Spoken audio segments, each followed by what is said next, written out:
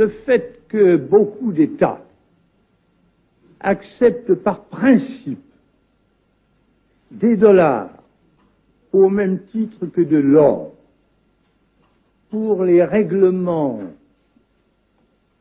des différences qui existent à leur profit dans la balance des paiements américaine, ce fait entraîne les Américains à s'endetter, et à s'endetter gratuitement vis-à-vis de l'étranger, car ce qu'ils lui doivent, ils le lui payent,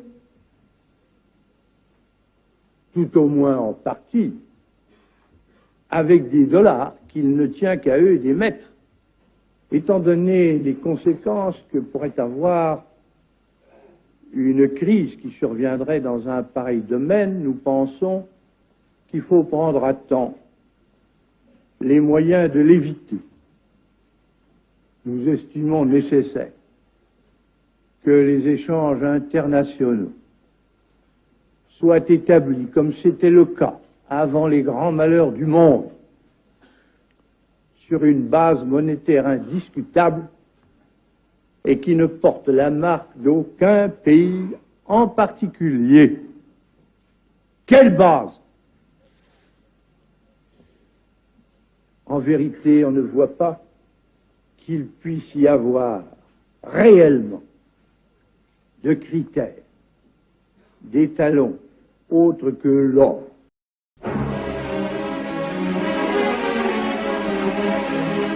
Et quand il a été le président de la République, je continuais à avoir du respect pour lui, un respect que je ne peux pas porter à d'autres, mais que je lui porte à lui, parce que c'était l'homme du 18 juin, et que c'était un homme d'un désintéressement absolu.